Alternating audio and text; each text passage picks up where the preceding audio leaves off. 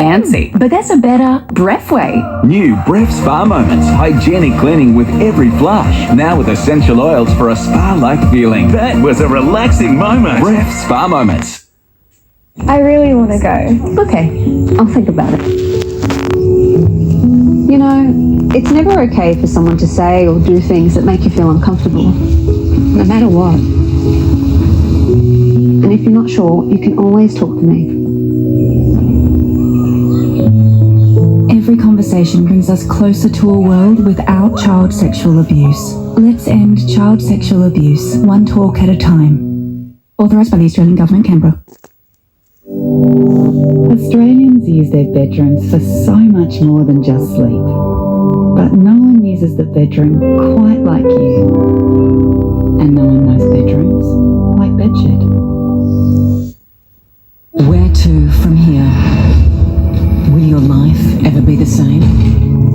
Are you getting what's fair, not just what's offered? Talk to Slater and Gordon, and we'll take it from here. Experience 2 for €1 Europe from 9,999 for 2 people, including flights. Take a friend and discover 8 countries.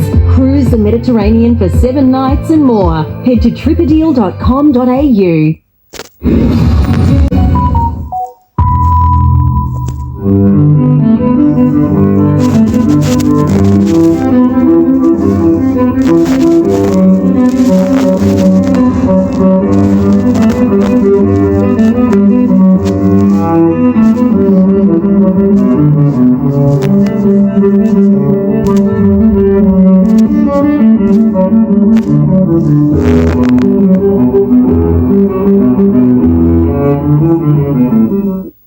Your hybrid engine starts and stops a lot. Protect your engine with Valvoline Hybrid's unique trap and lock technology. Why choose Valvoline Hybrid? You know. Valvoline, the original engine oil. My thing is chasing adventure thing. It's getting my 4-drive campsite ready thing. It's the gear from someone that gets my thing, and it's just the thing I need.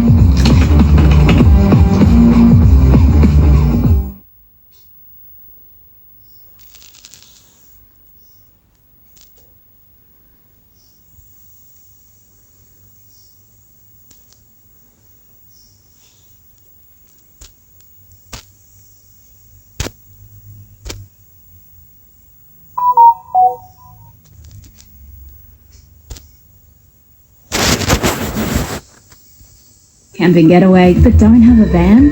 Camplify has your back. Easily search and hire from thousands of vans in your local area.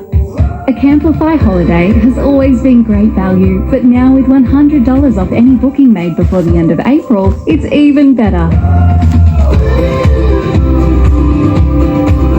So don't miss out.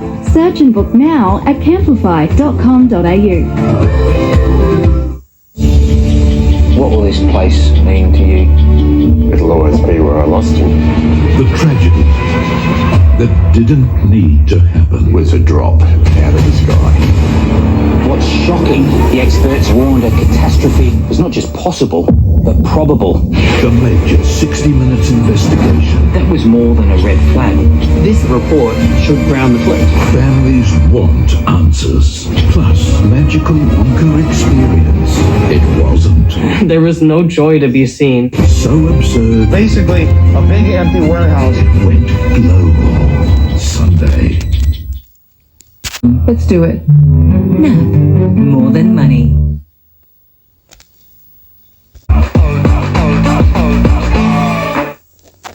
Played a good game so far. Oh, where would you like to play? Play Drop Zone 4. Light up Drop Zone 4.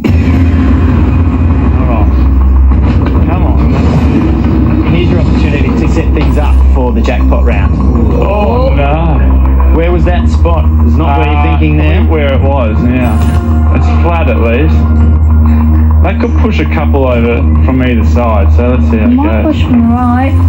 Oh, Just a single. double's looking good. Yeah, that's double.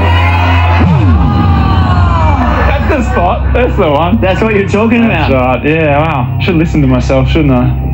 Steve, with 2,800, you are doing very well. Kelly, you made up some ground, but you couldn't scale our mountain of a machine. So unfortunately, Kelly, with $1,600, we've found your tipping point. Been great having you on the show. But for now, Steve, this means that you're going through to our final round to play for this jackpot counter. It is worth a massive $20,000. Can Steve master the machine and take home the jackpot? We'll find out after the break.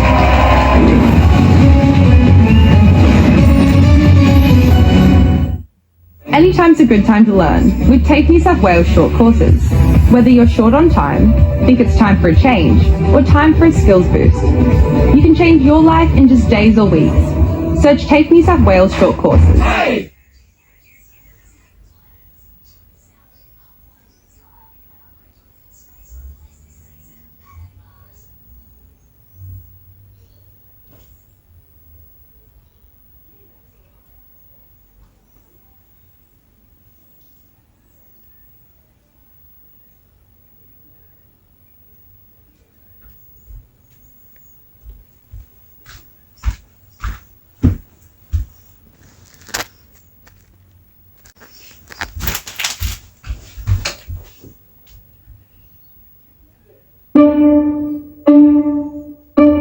To shave or not to shave? Shave edge. Ooh, trim edge, shave trim. To shave or not to shave? That.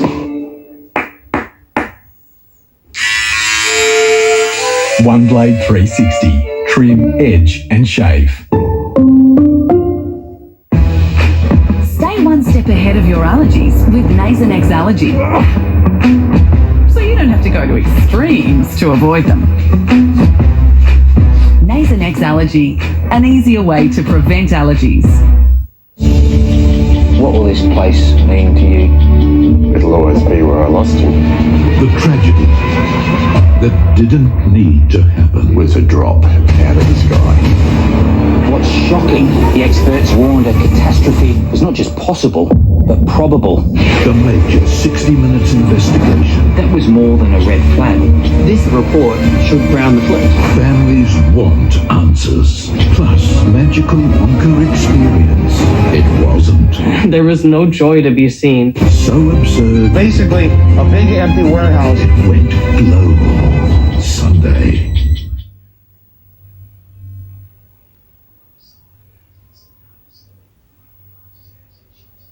Realising I had no idea what I was doing. What's a jigger? All I had to do was take a photo of anything I wasn't sure of and pop it in the app. That's the jigger. I even figured out how to work this bubble gun by snapping a photo and then adding how to use to the search. Nobody breathe. I feel like I'm about to pick up a pie pen. More ways to search. Download the Google app for iPhone. Chance to see it all in the dark. It's monster fun for all the family. Hunter Valley Gardens met global Sunday. Pearl of Africa.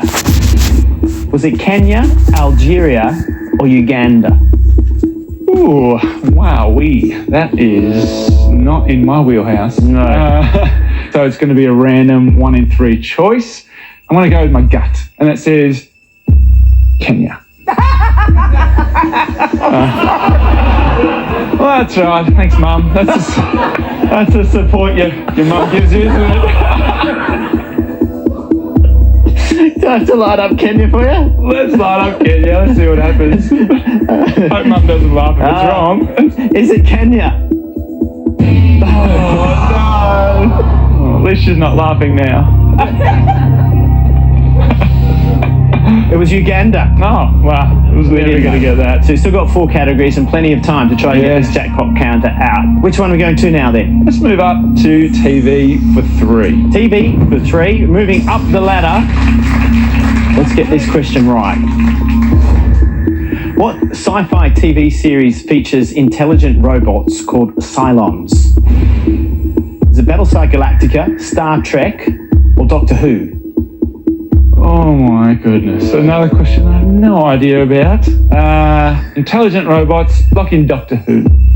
Okay, light up Doctor Who. Is it Doctor Who? Oh no. Oh no. It was Battlestar Galactica. Oh yes, okay. If we're going up the ladder, Yeah. I think we're going to tennis. Let's do tennis. Tennis for 3? Yes, please. Question is, which of these Australian tennis players was youngest when they won their first Grand Slam singles title? Was it Pat Rafter, Dylan Alcott, or Ash Barty? Oh, it's another tough one. I mean, Pat Rafter's only won the US, I think. I don't remember him being super young though. And Ash Barty, I feel like she would have been under 30. I don't actually know how old Dylan Alcott is. Let's light up Ash Barty. Why not? Ash Barty, is that the answer? Hey! Finally! Oh, thank heavens for that. I know. 3 counters for you to play. Come on, let's do it. Drop zone 1. Drop zone 1. Light her up. So we've wasted a little bit here, so we really need to target in on the jackpot early. Right behind it would be lovely. Not that one. Yeah, the other way, please. Let's push some across. Bit of cash. We need cash. We like cash. That's fine. That's something. All right, 2 over the tipping point. Yep. 200 takes us to 3,200 in the machine. Yep. 1 counter down. We need to get this thing moving. We do. Let's go drop zone 1 again. Come on, Steve. No, still not. Might just fill the hole too, hey? Yeah. A little touch. Just, ooh, no. We need something good to happen here. One more. Idea. Let's go drop zone 1. Light up drop zone 1. Come on, let's go. Here we go. Oh, it's gone all the way hard into the corner. Might move a little bit, but no, didn't touch it.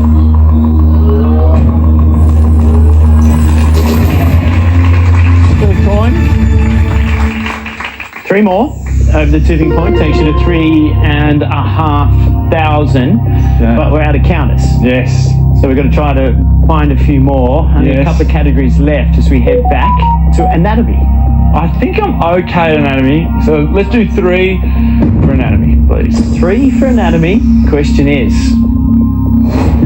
in the human body, where are the 3 small bones known as the ossicles located? The foot, the ear, or the wrist?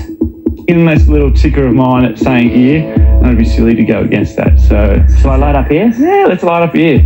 Sure. Well, while we contemplate whether it's ear or not, we'll take a break and we'll find out in just a moment. Okay.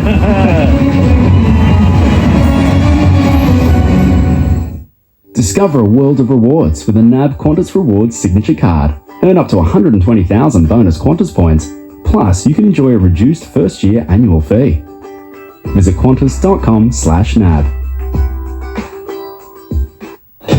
Welcome to a Sunday night blockbuster. Le Monk. Oh no! In this French bakery, can you see what's real? 7 guesses, 1 minute, go. The stereo. And what's made from Lego? Far out. Shocks. It's an elimination. Secrets. No way. And surprises. That's okay. A blockbuster Sunday. Then Monday, the biggest. You will have to battle other teams' brick bots. Lego showdown of all time. Fight. On 9.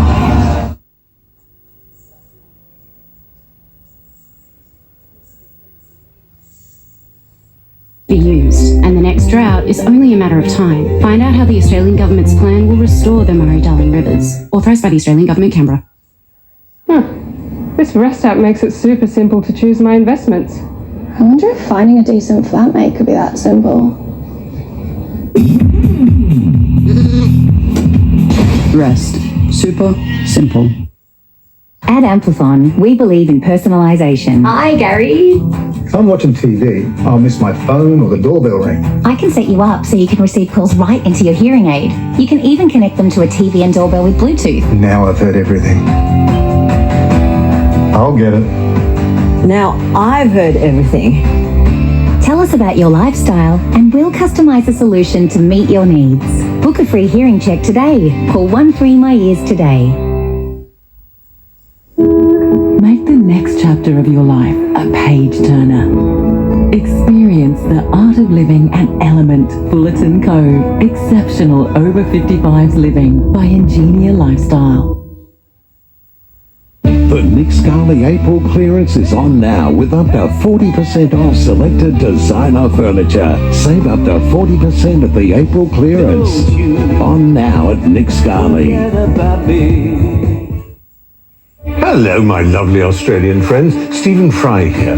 I've got big news. The global sensation Jeopardy is coming to 9 and 9 now. You little ripper. I can't wait. New Jeopardy Australia. Starts 7:30 Saturday on 9.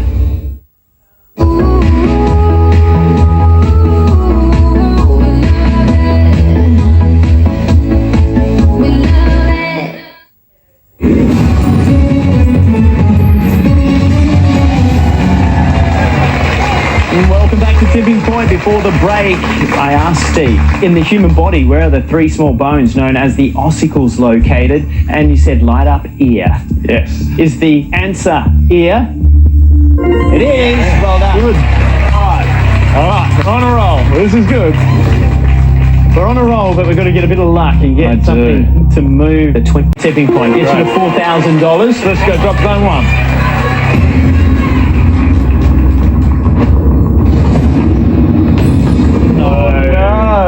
Not there. Not there. Not at all. Just dropping fast. Hopefully something comes over here. Oh no! Oh no! We've climbed the ladder. That wasn't a good way to do it. I should have gone down the pole. That's what I should have. Literature for 3. Here's the question. From which Shakespeare play is the classic line, horse, my kingdom for a horse? Richard III, Henry V, or King Lear? My gut said Richard III, so Richard III. That's Richard III? Why not? Let's find out if it's Richard III.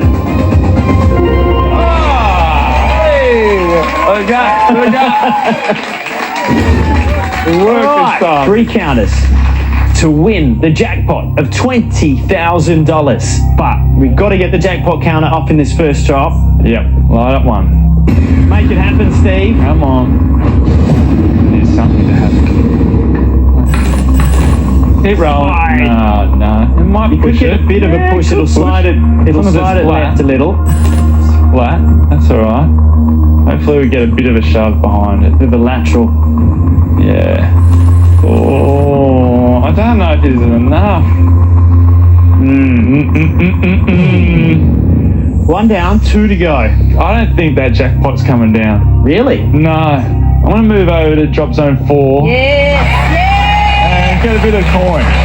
Let's build up that bank balance, I say, and go home with a bit of cash. Just take all our money and run. I think the machine's spoken, so I need to listen to the machine. Light up drop zone 4.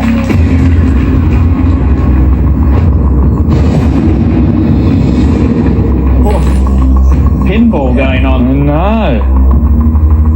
As long as it lies flat, should get somewhere over that top shelf. Yeah, you'll find money here. I'll find money. Well, I shouldn't speak too soon. We'll see. Stranger things have happened. There you go. That's good. Hopefully that gives a good shove on the double. Hey! Nicely played. Good. 5 over the tipping point. That's 500, but of course there was the double in there as well. Hey! You hit $5,000. Good. Number 1. Back to 1. Drop zone 1, please. The machine will probably tease you. Oh no, that's what I'm nervous about. Yeah. Oh yeah, it's getting to that It's point. going to push it over, you know. Probably will. Oh, Okay. No luck. Teetering on the edge, nothing over. Steve, with no more categories left to play, congratulations, because you've made yourself $5,000 here today.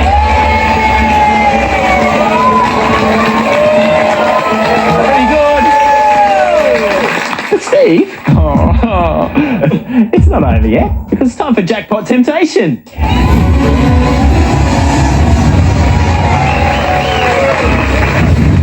Oh, dear. Now, $5,000 is yours. Yes. It's in your wallet. You could take it home with you. However, if you're willing to risk everything you've made so far, I can offer you 3 more counters for a chance to get the $20,000 jackpot over the tipping point.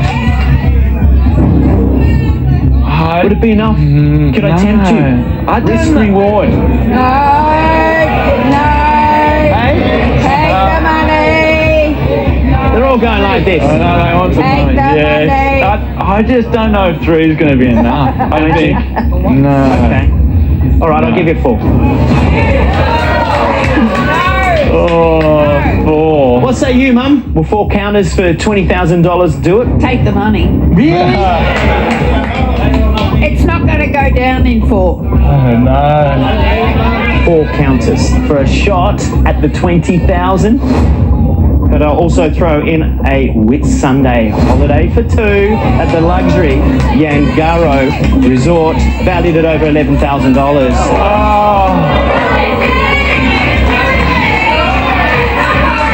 4 counters, 20,000, and a holiday. Jeez Louise. That is very tempting. I just wonder. While you wonder, Yep. we're going to go to news headlines. Okay. What will this place mean to you? It'll always be where I lost you. The tragedy that didn't need to happen Was a drop out of the sky. What's shocking, the experts warned a catastrophe was not just possible, but probable. The major 60 minutes investigation. That was more than a red flag. This report should ground the fleet. Families want answers. 60 minutes, Sunday. Okay, Steve, before news headlines, I left you thinking 4 counters, Yeah. $20,000 jackpot, plus an $11,000 holiday. Are you willing to risk everything you've made so far? I always, when I watch this show, say just take the money. Just take the money. Yeah. But now I'm here. It's not that easy, is it? I mean, I've got a rug and I've got a wine fridge already. I'm not going home empty-handed. Let's take a trade. Sorry, Mum. You've decided to take the jackpot temptation. Oh, dear me. Oh. Watch this first. 5,000's gone, Steve. It's back to 0. What am I doing? Let's get you $20,000. You've got 4 counters Okay. for a shot at $20,000 and a fabulous holiday. Woo! All right, let's do it. Oh, no. I'm very nervous now. Let's line up. Drop zone 1. Oh, my Lanta. Let's see what happens. Come on. Oh, no. Oh, no, no, no. That's not a great start. None of the counters that come over are worth any money except getting the jackpot. We need something on the left-hand side of drop zone 1. Let's go. Light up 1.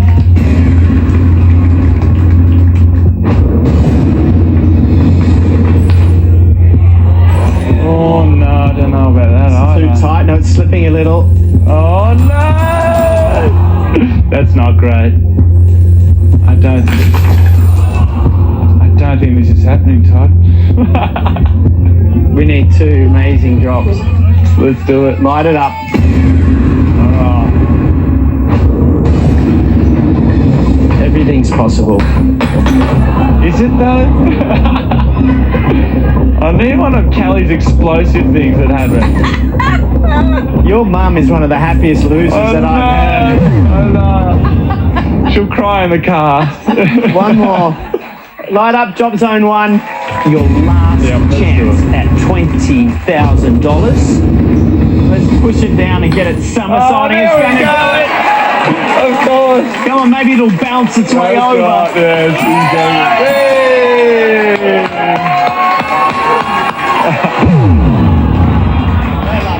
Oh, well.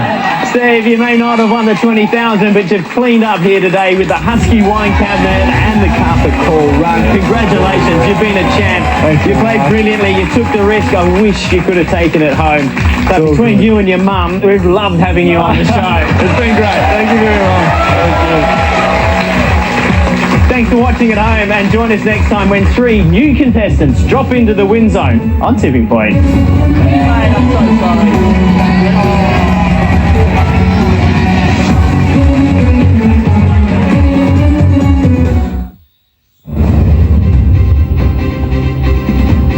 Tonight, Israel strikes back against Iran, further raising fears of a wider Middle East war. A 16-year-old boy charged with terrorism over Sydney's church stabbing while police try to reassure a community on edge. A repeat drink driver jailed over a Central Coast crash that claimed the life of a 9-year-old boy. The federal government's tough vaping crackdown backed by states and territories, but not by all parties. And the Roosters lose to the Storm, but have they really lost Joey Manu? This is NBN News with Gavin Morris and Natasha Beyersdorf. Good evening. Just days after Iran launched an unprecedented attack on Israel, a retaliation has added to fears of all-out war in the Middle East. Israel has reportedly carried out a missile strike on an Iranian city that's home to a major airbase. The latest development prompting a new travel warning for Australians across the region. Israel warned it would respond to Iran's attack, and this seemingly the evidence it did in the early hours of the morning. Key Iranian airspace shut off. An announcement at Tehran's international airport declared flights suspended. State television reported explosions in Isfahan, a city more than 400 kilometres south of the capital, Tehran. It is also home to a major military airbase and sites linked to Iran's nuclear program. The international nuclear watchdog confirming Iran's nuclear sites weren't damaged. This 5 days after Iran launched more than 300 missiles and drones at Israel, many intercepted or failed.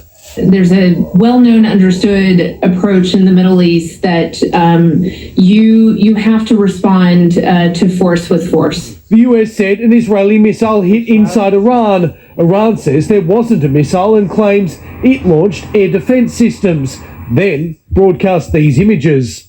Other than that, nothing has happened. Everything is back to normal. If they retaliate against this very limited attack, then Israel will launch a much more forceful retaliation. Hours before Israel's retaliation, Iran's foreign minister issued this warning. The Israeli regime embarks on adventurism again and takes action against the interests of Iran.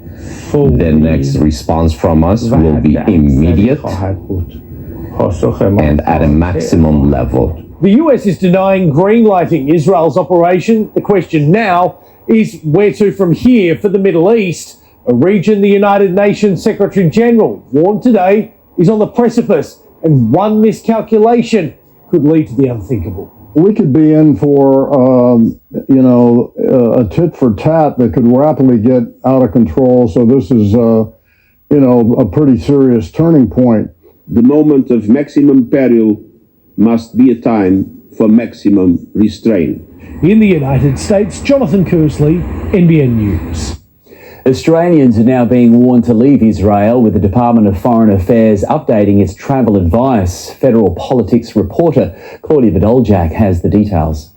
DFAT is urging Australians in Israel or the occupied Palestinian territories to get out now if it is safe to do so. The department issued this updated travel advice earlier this afternoon. It reads, there's a high threat of military reprisals and terrorist attacks against Israel and Israeli interests across the region. The security situation could deteriorate quickly with little or no notice, requesting Australians to leave if they can. Overall, advice levels haven't changed. The government's still asking Australians to reconsider travelling there.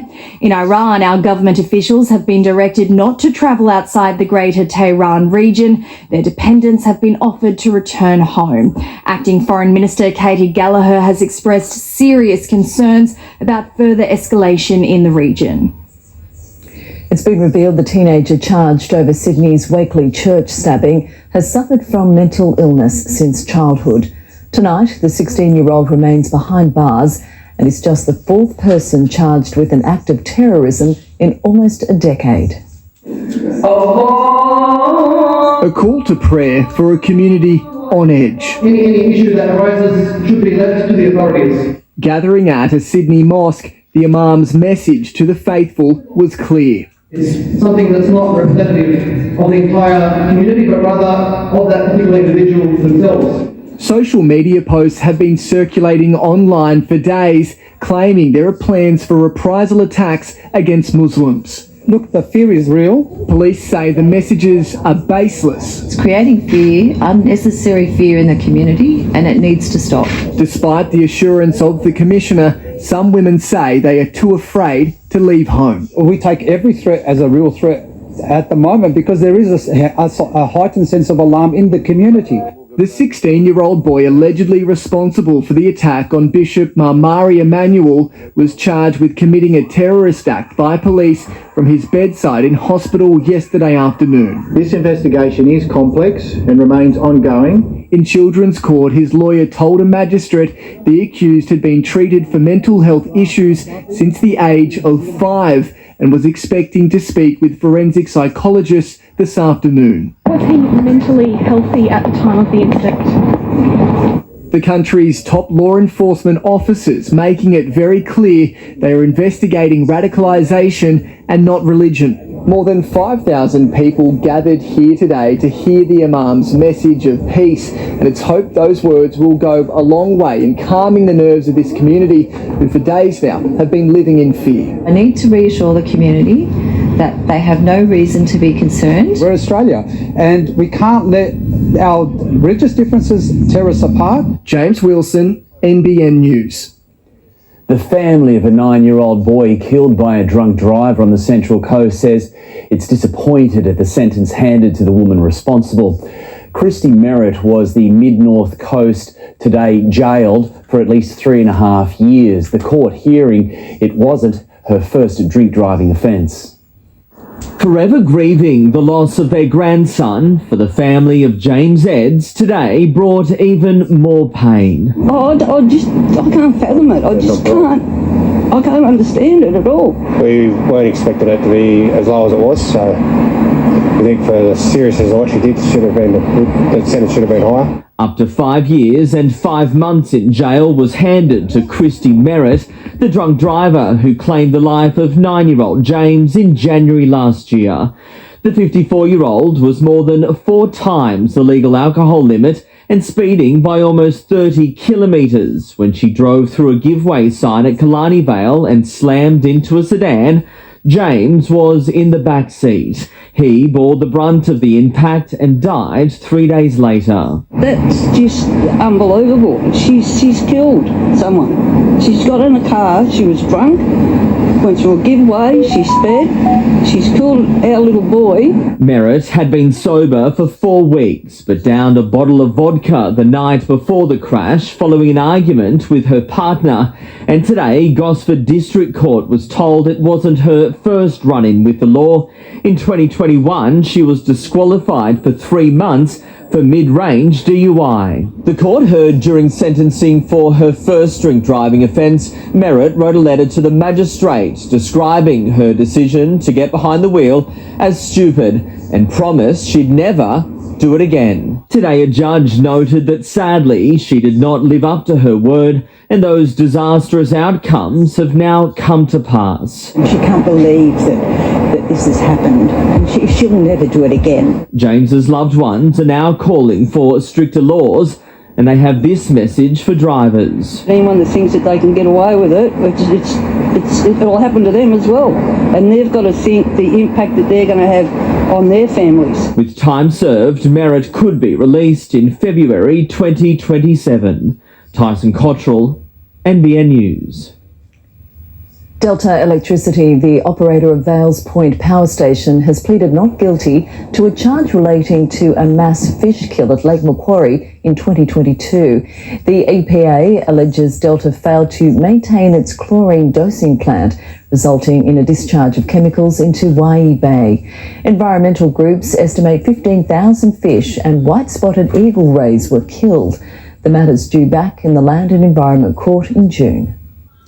Cases of the respiratory virus RSV continue to surge, quadrupling in the Hunter, New England region in February and March. And while influenza is now at a low level, we're being reminded to shield ourselves heading into the peak season. There's already a chill in the air and we're reaching for the winter woolies. But for protection from more than the elements, doctors recommend getting a flu jab as soon as possible. Influenza vaccine provides some protection for a whole year, but for the 3 or 4 months after you've had it is when that protection is best. So the time is now to go and get it done. And Hunter New England Health says another respiratory virus is already on the rise. We are currently seeing high levels of RSV in the Hunter area at the moment, and it's something that can affect everybody, but it's really important because it can make little ones really unwell. In March, the district recorded 614 RSV cases versus 150 for the same month last year, while April hit 515 compared with 387 in 2023. An RSV vaccine is coming, but experts say the old advice applies to stopping the spread. Stay home if you're sick and wash your hands regularly. And with more travel and less COVID restrictions, that will also lead to more transmission of respiratory viruses. Pharmacists have also noticed an early spike in influenza. Certainly lots of people coming for cold and flu tablets, and thankfully lots of people come in to get vaccinated as well. Flu vaccinations are free for those over the age of 65, pregnant women and those at higher risk. Otherwise, it's about $25 from your local chemist. Jane Goldsmith, NBN News. Newcastle Council says it will make a record investment in the community in its next budget. $140 million will go towards infrastructure projects, including road upgrades, footpaths and playgrounds. $21 million is being set aside for the expansion of Newcastle Art Gallery, and $4.5 million will go towards coastal management, including renourishing Stockton Beach. The budget will go on public exhibition next week. Maitland has a big new addition, with the largest Australian flag in the Hunter installed alongside the New England Highway. Mayor Philip Penfold raised the 7-by-4 metre flag for the first time at Queen Elizabeth II Park this morning. Great focal point here in the centre of Maitland, and we're sure that everyone that drives past here and sees this flag flying high will feel pride in their country and their city. It will fly 21 metres above the ground, where a commemorative poppy has been painted in the lead up to Anzac Day. And in less than a week, the last post will echo across Hunter towns and suburbs as the region honours our diggers. But before Anzac Day, a trio of respected Newcastle musicians will debut their own version, not just paying tribute, but raising money for veterans and their families. It's a sacred, stirring piece of music entrenched in the Australian psyche.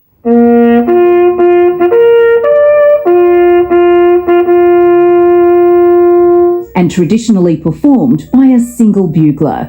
But now a Newcastle pianist has arranged a version with harmonies for an ensemble of violin, piano and double bass. Terence Koo says it's not designed to replace the bugle version, but provides a reimagining. With something this sacred and this special, I have to be really, really careful. Fingers crossed, I think I've done an okay job. It's a moving rendition respecting tradition and conveying hope. The melody is played by violinist Dr. Susan Carson.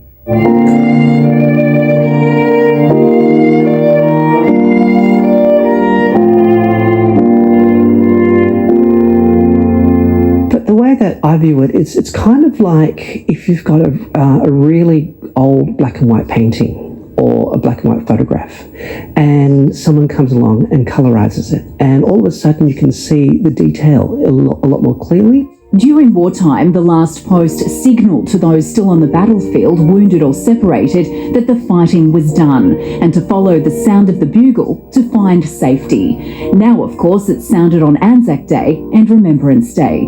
A music video, The Last Post Reimagined, put together by a team from the Conservatorium, will be released on the website lastpost.au next Wednesday, with all profits going to the RSL's Anzac Appeal.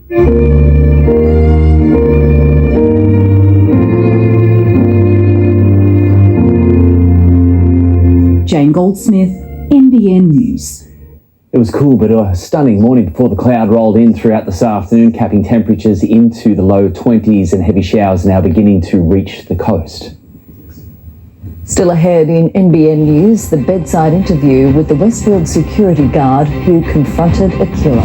Soaring wait times, not enough beds, a concerning snapshot of the nation's public hospitals. And the end of an epic fundraising ride for Lifeline.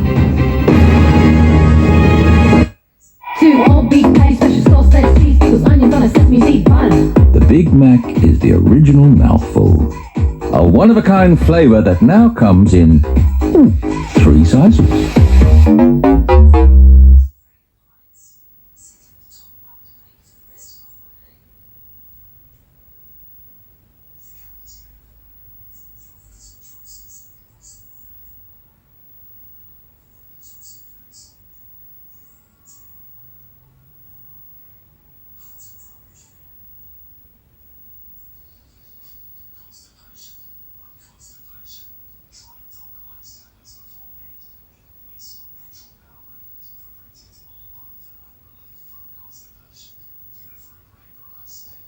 One minute, go.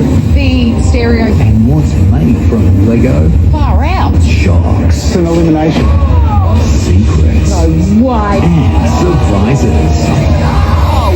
That's okay. A blockbuster Sunday. Then Monday, the biggest. You will have to battle other teams' brickbots. Lego showdown of all time. Fight.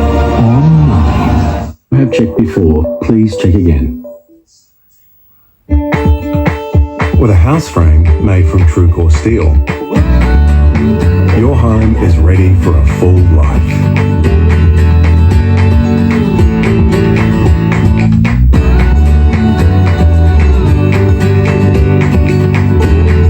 For a home that's built to last, choose the inner strength of true core steel. There are 2 ways to make a mattress. The cheap way? One piece, single-sided, with attached pillow top made out of foam. Yes, Mr. Harvey, they should be 50% off. The best way. 2-piece, double-sided, removable pillow top with thousands of microcoils and a 5-year comfort promise. Sorry, Mr. Harvey, we make them, you don't. The Bellissimo mattress, made like no other mattress. Making mattresses, nobody makes a better mattress. Nobody. Win the ultimate games experience in Paris 2024 at Harvey Norman. 3 major prizes to be won with a total prize pool of over $100,000. You could win a trip for 2 to the Paris 2024 Olympic or Paralympic Games, or a Harvey Norman gift card valued at $10,000. Simply purchase any product over $200 and enter the draw for your chance to win the ultimate games experience in Paris 2024. Now at Harvey Norman. Go! Tonight, for the first time, we can bring you a first-hand account from a victim of the Bondi Junction attack. Security guard Mohammed Taha was stabbed in the stomach and was there as his colleague died. Holding his stomach where he was stabbed, security guard Mohammed Taha is racked by physical and emotional pain after his run-in with a killer. I try to use my hands and just somehow he managed to stab me in the stomach.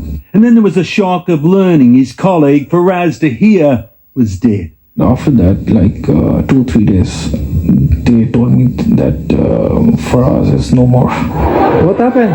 New video has emerged of the moment those two security guards came face to face with Joel Couchy. I see the ladies lying on the floor and then the people screaming, trying to help. Ramon Velez is filming on his phone and the guards come into frame. Faraz Tahir is on the right, Mohammed Taha the left. They have no idea a killer is on the loose. But an emergency is clearly unfolding.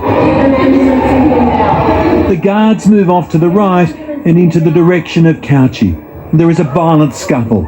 All of a sudden he jumped over for us and he stabbed him in the chest, and at the same time he jumped over to me. Wounded, Mohammed tried desperately to help Faraz before jumping on his radio. There's an attacker who is killing the people, and at that time I was helping Faraz. A third security guard, Mohammed's best friend, heard the call and responded. I tried to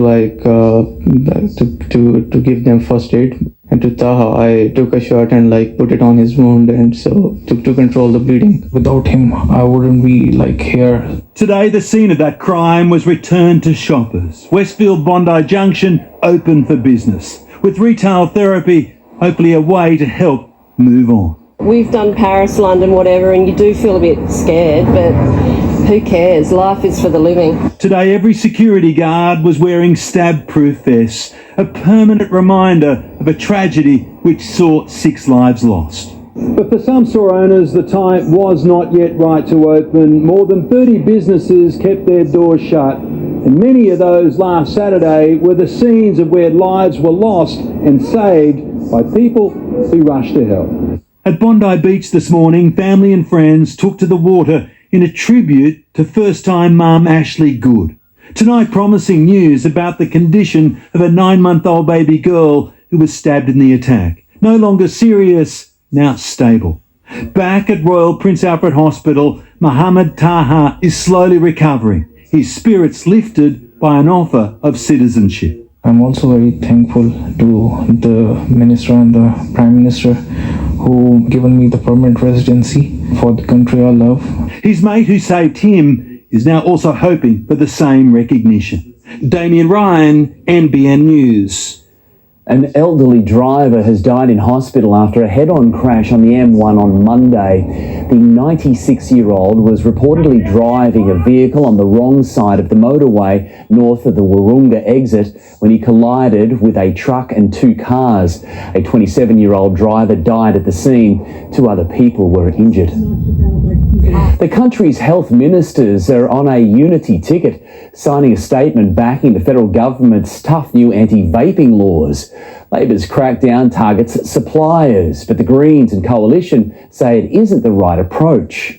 Leaders standing in solidarity.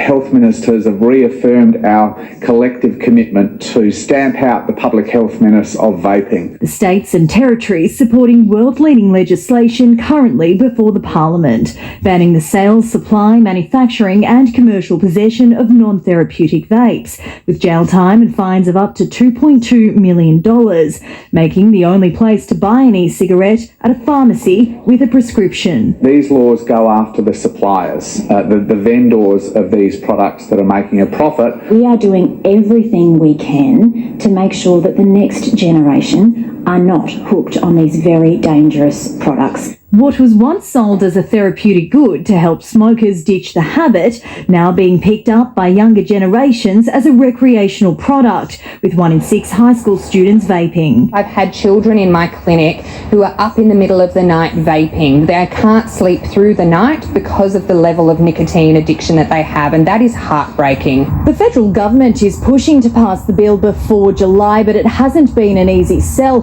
While the Coalition and Greens agree the problem needs to be addressed, they both have concerns with Labor's plan, arguing an outright ban isn't the right approach. Prohibition doesn't work and hasn't worked in the past. We don't believe prohibition works. We need better regulation. This is not prohibition.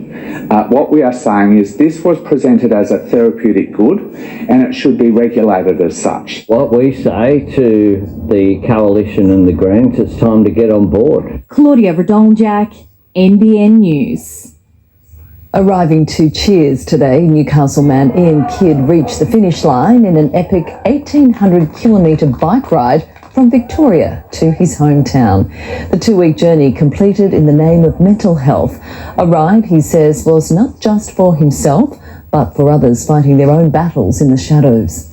Ian's raised more than $3,000 for Hunter Lifeline, and donations in support of his marathon effort can still be made online.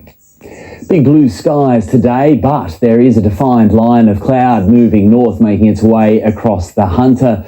There's a gusty southerly change driving up the coast and the dreaded double trough formation. They will both feed off moisture-laden onshore winds, helping to make for a cloudy, wet start to the weekend, particularly on the eastern side of the divide. The large accumulations will be to the east, but isolated showers are still going to make it to the northwest. Next, well wishes for Kate. An emotional moment for Prince William as he resumes royal duties. Human versus AI. The US military stages the first ever dogfight between a pilot and a program. And the push to make surf life-saving an Olympic sport. The Super Tech Frenzy is on now at Super Cheap Auto. Save on deals like this portable power station, $300, and club members get 20% off Ryco cabin filters. Make it super cheap auto. I might look like I've lost control, but I'm actually soaking up the sun. Rather be walking on sunshine? You can with Jetstar Sunshine Coast Sail fares from just $49. Ends 21st April. Exclusive check baggage conditions apply.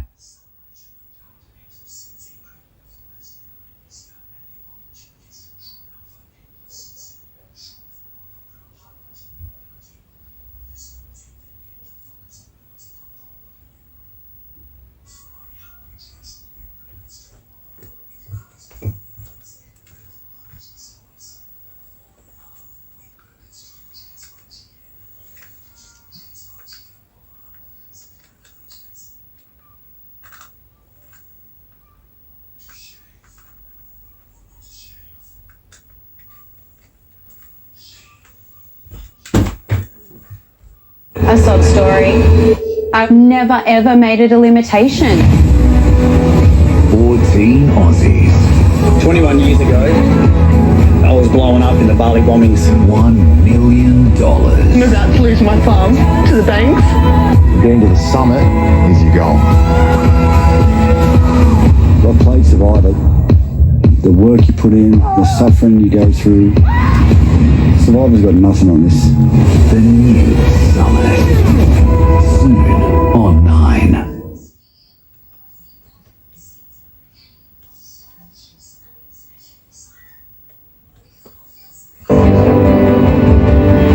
In a luxury world-class resort.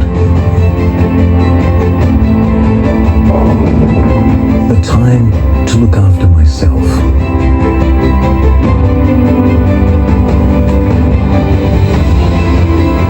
Finding myself again and again. This is my time at Palm Lake Resort. Oh, I'll get this. Are we still up for ice skating? Or is that on hold for afternoon tea? Oh, that's great. ANZ Falcon technology learns from thousands of data points on your transactions, so it can help spot the difference between you and fraud. Fraud protection. Now it's personal. Move quick. You don't want to miss these great deals at 40 Winks. Any size mattress is the price of a single right now at 40 Winks. Plus, earn double Qantas points. Hurry, limited time only. Exclusions and T's and C's apply. You're watching NBN News. These are our top local stories. The family of a 9-year-old boy killed by a drunk driver on the Central Coast says it's disappointed at the sentence handed to the woman responsible. Christy Merritt from the Mid-North Coast was today jailed for at least 3.5 years. Police have charged 4 teenagers in relation to an alleged Gunnedah carjacking. Officers have now made 20 arrests linked to Operation Regional Mongoose. Delta Electricity, the operator of Vales Point Power Station, has pleaded not guilty to a charge relating to a mass fish kill in Lake Macquarie. Life blood centres, including those on the North Coast, say they've seen a 25% increase in blood and plasma donations following the Bondi attack. And a trio of respected Newcastle musicians will debut a version of The Last Post next week, raising money for veterans ahead of Anzac Day. Breaking point, that's how the public hospital system has been described in a new snapshot by the Australian Medical Association. Health reporter Gabriella Rogers has the details. Every year, the AMA looks at key performance measures, including public hospital capacity, emergency and surgical wait lists and treatment times. The figures for the last financial year are grim. The number of new public hospital beds in Australia hasn't kept up with a booming ageing population. Just 11 new beds installed for every 10,000 new Australians since 2017. Looking at emergency departments, the national average of patients seen on time was the lowest in 10 years. More than 3 in 10 of our sickest patients, people with heart attacks and strokes, not being seen within the 10-minute recommended wait time. For planned surgeries, the median wait times are at their longest on record at 49 days. Australians are now waiting almost twice as long than 2 decades ago. We're also working, as I said, on a new hospital funding agreement that will see more than $13 billion of additional Commonwealth funds flow to states. In the report, New South Wales had the longest median wait time for planned surgery. However, a new surgical care task force set up by the state government mid-last year has significantly reduced wait times. 14,000 from day one, now down to 2,000 in the recent report.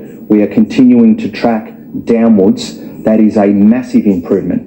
The AMA says serious reform is needed to address a system in crisis. There's been another tumultuous day of jury selection at Donald Trump's hush money trial in New York.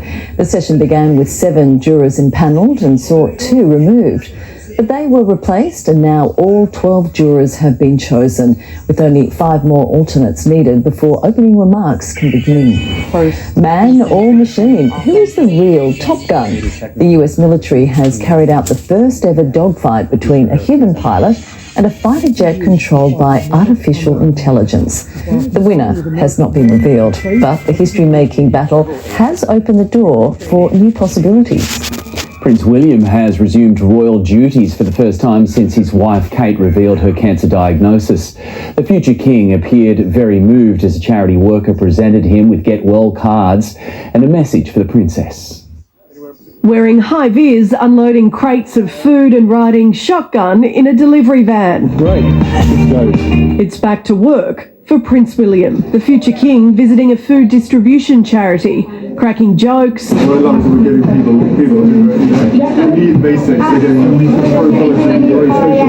lending a hand in the kitchen. No pressure, no pressure. It's all right. I love it. Spaghetti bolognese on the menu at Surplus to Supper in Surrey. The food centre delivers surplus food to those in need. It's the first royal engagement for the prince since his wife shocked the world with news she's battling cancer. And William and I have been doing everything we can to process and manage this privately for the sake of our young family. Kate's health on the minds of charity workers. 2 get well soon cards presented to the prince. William visibly moved by the gesture. For most of the Wales family, life returned to their normal. This week, the children have gone back to school. But as to when the Princess of Wales will return to work, that remains very uncertain. Jessica Millward, NBN News. She's fresh off a Grammy win, but now our pop princess, Kylie Minogue, has something extra to celebrate. She's been named one of Time magazine's most influential people for 2024, listed under the Icons section. Kylie describes the move as mind-blowing. Well, the share market has limped into the weekend with another sharp fall, but gold investors will be celebrating tonight. Here's Chris Kohler. The price of gold is still on a run. It's risen 20% in the last 2 months, which is odd because traditionally high bond yields and a strong US dollar would be getting in the way of that, but not this time. The rise is being put down to central banks buying it up and people, particularly in China and the US, doing the same. At its high point today, gold was going for more than $2,400 per ounce. No big surprise then to see Australian gold miners standing out in an otherwise gloomy day for the market. The ASX, in fact, finishes the week 220 points lower than it started it. And finally, Netflix is the star of its own show at the moment. It cracked down on password sharing last year, and it's worked. Last night it reported 9 million new customers in the first 3 months of this year, and in that time the share price has also risen more than 25%. Hot on the heels of her record-breaking Australian tour, Taylor Swift has sent fans into a frenzy, releasing a surprise double album this afternoon. Titled The Tortured Poets Department, it's already setting records, becoming the most pre-saved in Spotify history. Swift is also expected to break her own mark for the most streamed album in a day. There'll be a rare celestial event this weekend as the so-called Devil Comet passes over Australia for the first time in 71 years. It has been observed since the 1800s and got its nickname due to its volatile nature. Scientists say spotting the green-tinged comet is a game of cat and mouse, but it will be at its brightest this Sunday around 60 minutes after sunset. Over the years, surf lifesaving has been a breeding ground for some of the nation's top athletes. Now they want to ride the Olympic wave, launching a bid to compete at the Brisbane Games in 2032. Easy on the eyes and high intensity, keeping beachgoers out of trouble's really just the beginning.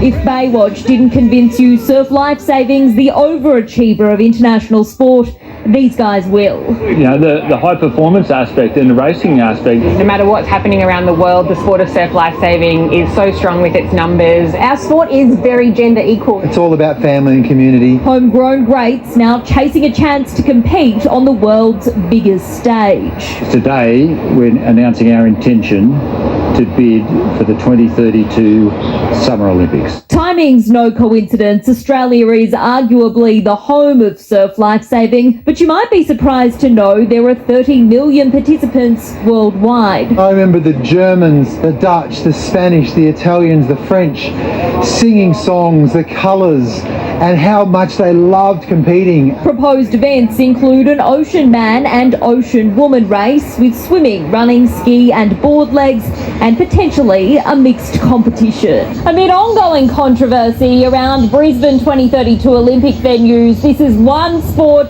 that wouldn't spark another stadium stoush. After all, we've got plenty of space to host events. And plenty of talent too. There are 80,000 Aussie nippers who'll be ripe for selection come 2032. Abby Guerin, NBN News. Won't be a strong sport for Switzerland. No, maybe not, but good for us. Yeah, absolutely. Let's move to sport now with Jack. Jack, the Knights coach, is expecting a very different game from the Bulldogs. Adam O'Brien is wary the team of old has returned. After the break, the coach talks up the game while shutting down suggestions he's ready to let a star go. Also ahead, Joey Manu on whether we'll see him back in the NRL and some surprise times from the big names at the Australian Swimming Championships. Renovate your bathroom at Harvey Norman with hot deals on now, like the Caroma Luna Basin Mixer, only $165. Studio One Florence freestanding corner bath, just $11.99. So much more to inspire at Harvey Norman now. To shave or not to shave? Shave, edge, ooh, hat, trim, edge, shave, trim. To shave or not to shave? That.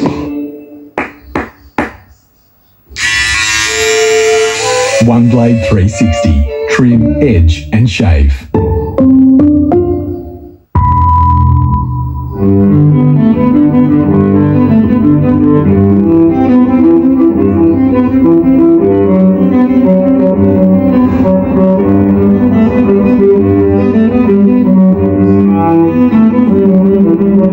I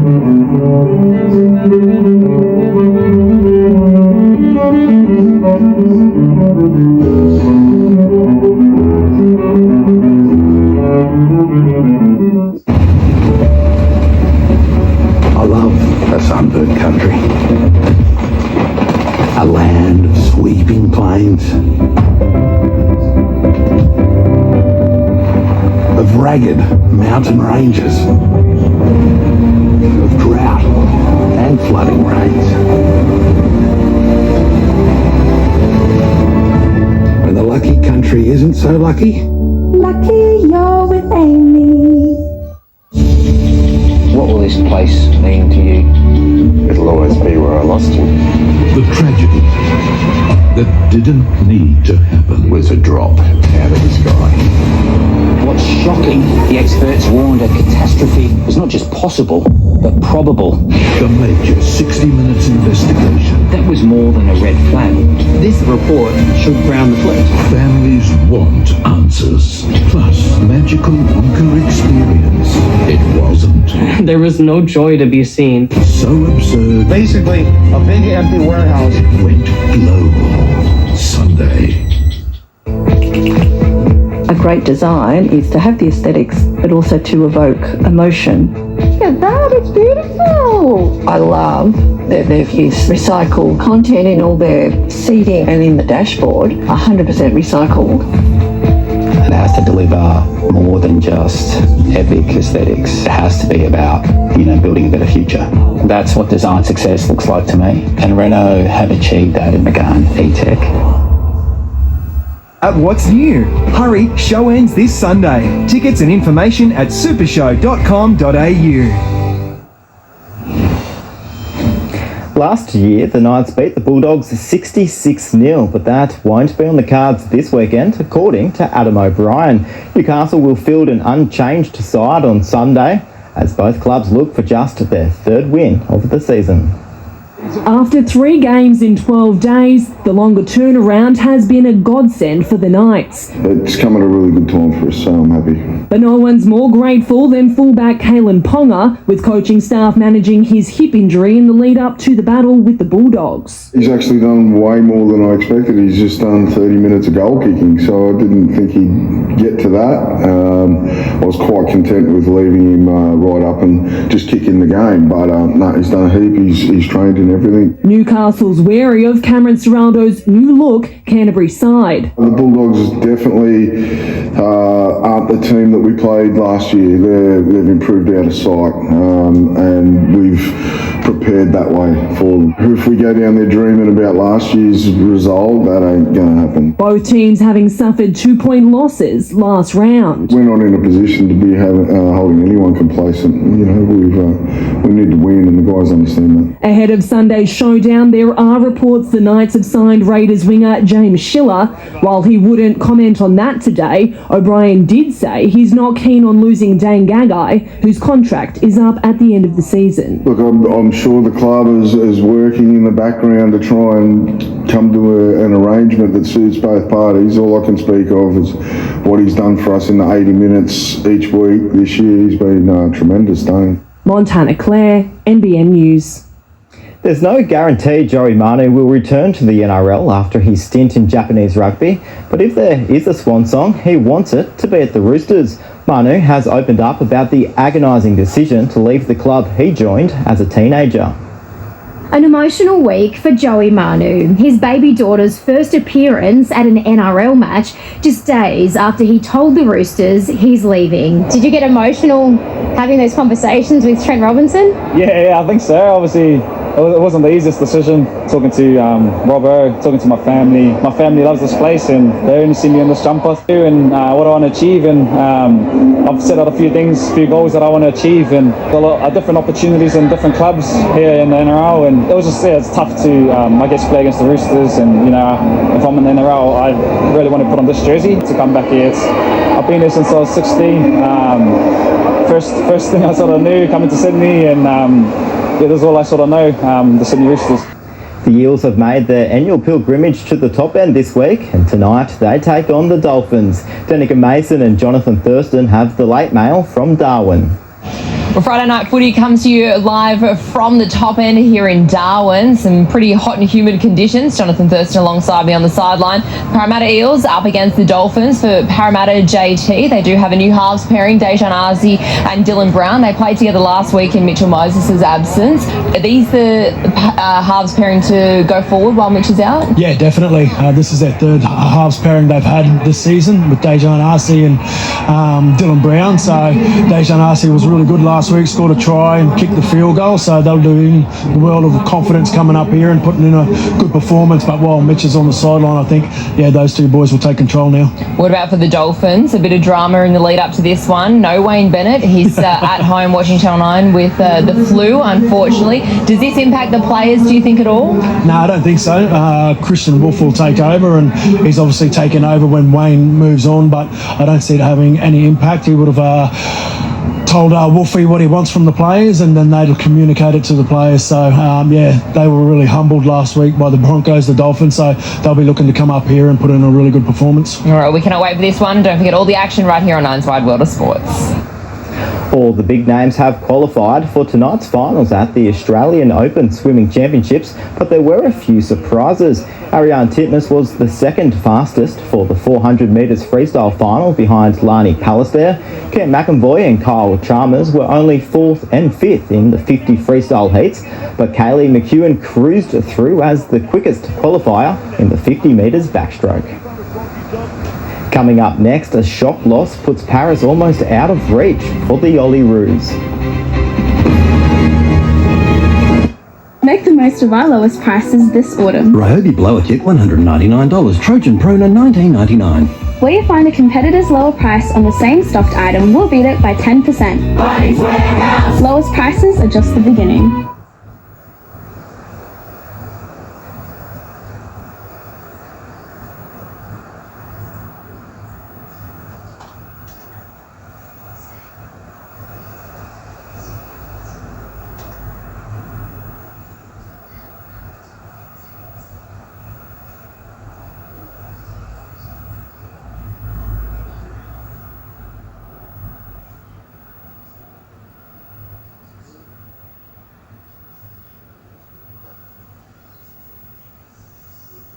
Falcon technology learns from thousands of data points on your transactions, so it can help spot the difference between you and fraud.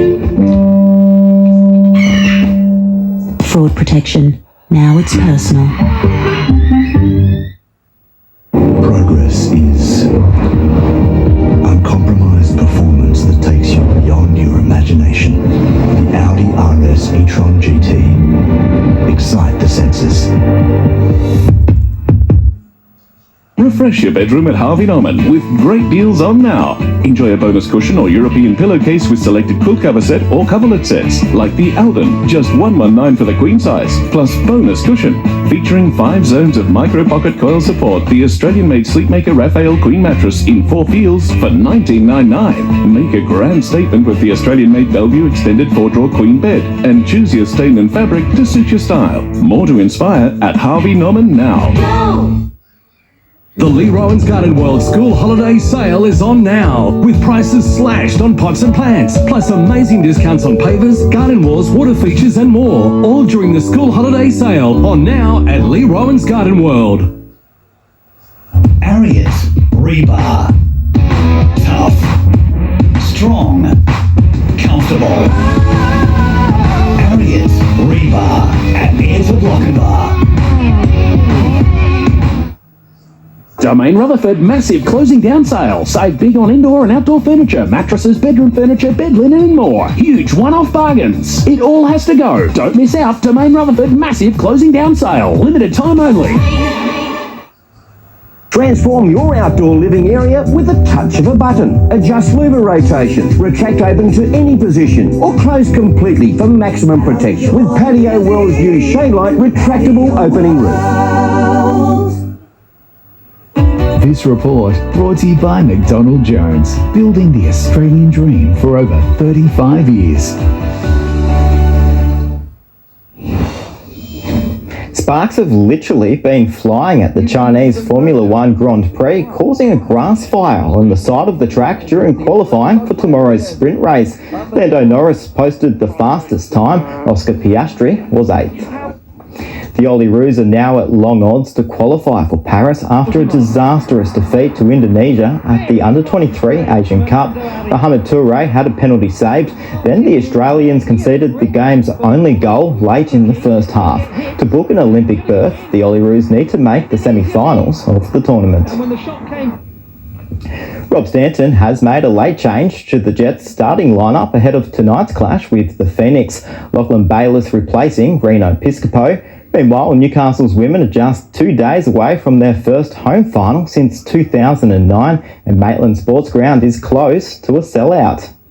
They've never won a game against Melbourne City, but the Jets women feel a David and Goliath style result is brewing. Not beating them doesn't worry us at all. We know we can, and it's just about how we turn up on the day and making sure that we're ready for a finals game. I definitely believe that we've got the players and we've got the form at the moment to compete in that game. While they might be the underdogs in the semi-final clash, the Jets have the home crowd advantage in the first leg. I know Melbourne Victory found it really difficult when they played us at number 2 Sports Ground because these teams don't have the same following that we have. Melbourne City's used to playing in front of 300 or 400 people every week at their grounds, whereas we've been playing in front of thousands. More than 5,500 tickets have already been sold for Sunday afternoon's game at Maitland Sports Ground, a pinch me moment for the skipper. Each day I actually keep asking in the office, what are we up to now? What are we up to now? Because I'm just really excited how far football's come since I started here back in 2013. It's going to be electric, and they're only going to help push us to get a win. And I can't wait till we walk out onto the field and everyone's cheering for us. Kickoff is at 3 p.m.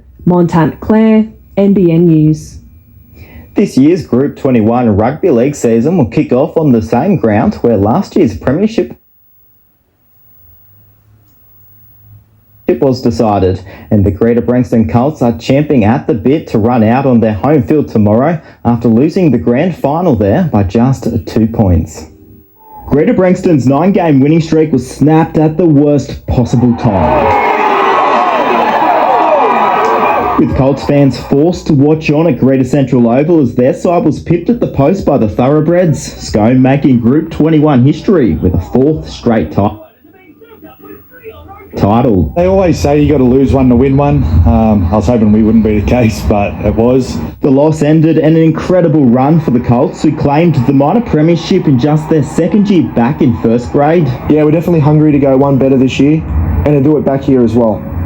I think we just thought it was going to be given to us last year, being here in that fairy tale run. And while they didn't take the title, they won plenty of admirers. They want to come up and play for the Colts now, whereas prior years you'd get sort of the juniors through to about the 12s, 13s, and then they'd go away. The successes of 2023 have paved the way for the Colts' inaugural Ladies League Tag squad and the first under-18 team since 2001. They've got a lot of their own juniors back, so it's good getting boys that have been in Newcastle and all other competitions around the area to come back. Greater Branxton hosts Muswellbrook tomorrow, while on Sunday Aberdeen will do battle with Denman and Scone is at home to Singleton. The rest of the comp's definitely gotten stronger. It's going to be one of the strongest years Group 21's had, I think, in a very long time, so it's going to be very exciting. Meanwhile, the draw has been released for Newcastle Rugby League's new look Women's Premiership. The 7-side 16-round competition will see Central Newcastle, Lakes United, Maitland, South Newcastle, Raymond Terrace, Wests and Wyong all vie for Premiership glory. It kicks off on May 4 with the season decider to be played on Grand Final Day at McDonald Jones Stadium on the 22nd of September.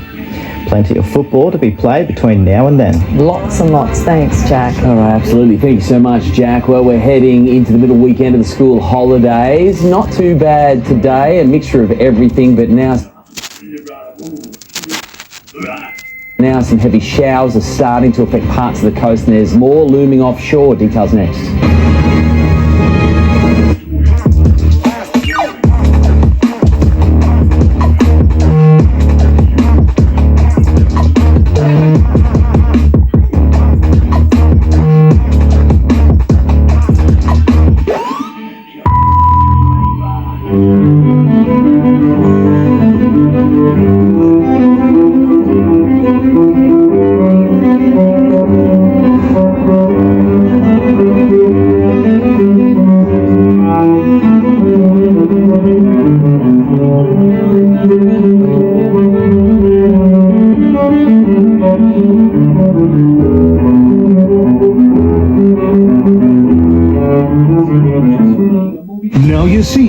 Now you don't.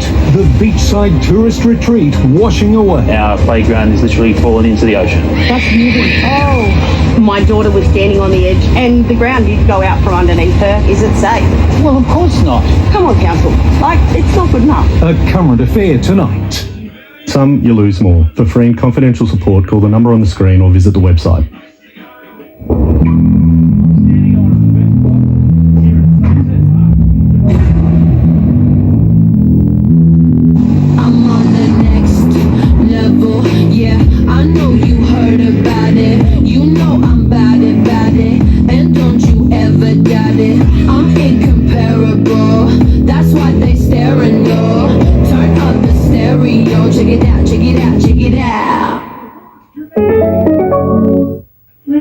Crafted just for you, the Sabella Lounge collection is Australian-made and exclusive to Domain. Customise the size, configuration and fabric to relax and unwind.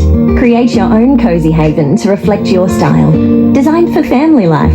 Quality made and durable. Your favourite place to be. And when life slows down, enjoy the resilience, support and luxurious comfort. 3 looks, 1 collection. Domain, your home of customisation. Jack sold his motorbike in his 20s to buy Mia's engagement ring. Today, it's his turn for a surprise. IMB Bank, right by you.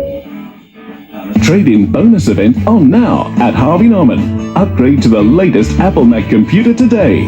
Trade in any laptop and get $150 bonus credit towards any Apple Mac. That's right, trade in any laptop with Asurion when you buy an Apple Mac computer and get $150 bonus credit on top of your trade-in credit. Hurry, trade-in bonus event ends April 24. Trade-in powered by Asurion. Available in-store only at Harvey Norman. Go!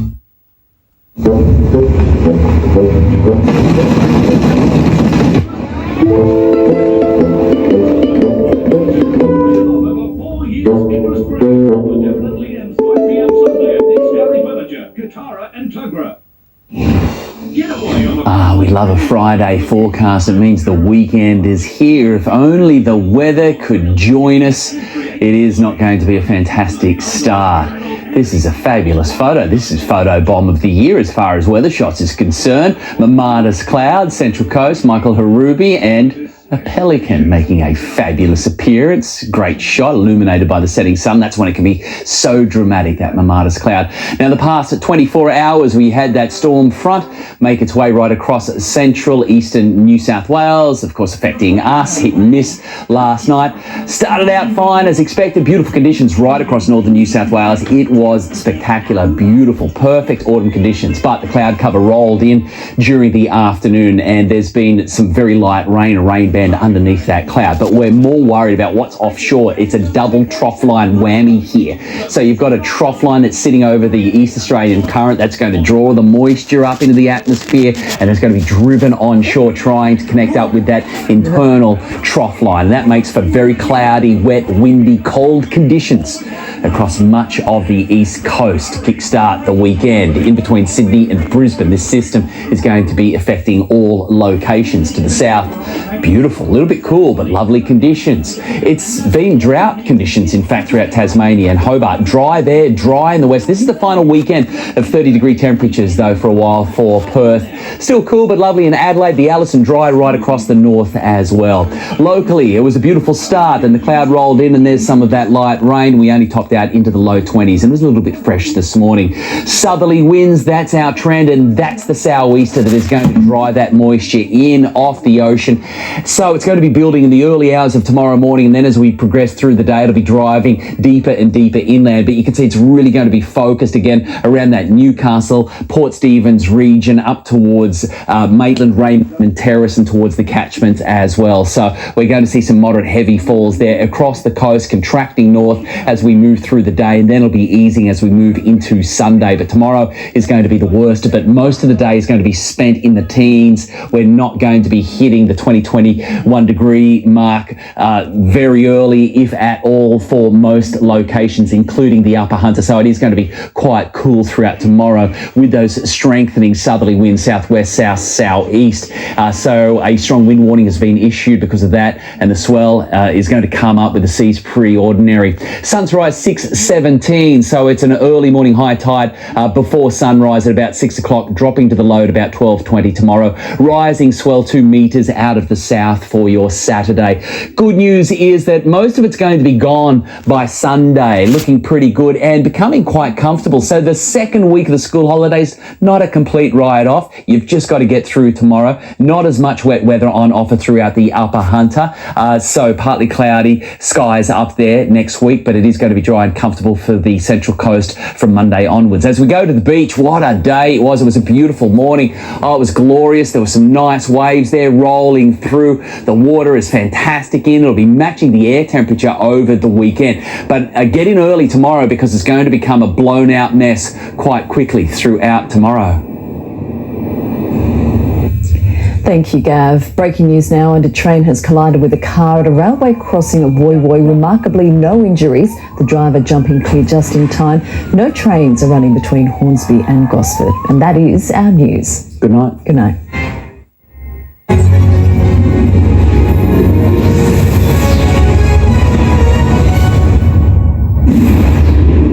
Hello, I'm Leila McKinnon. Welcome to A Current Affair. It's a land grab by a lake, and it's got locals worried. The mass erosion has been caused by the combination of a storm surge and a questionable council decision. Residents say their safety is at risk, and the mayor admits they're right.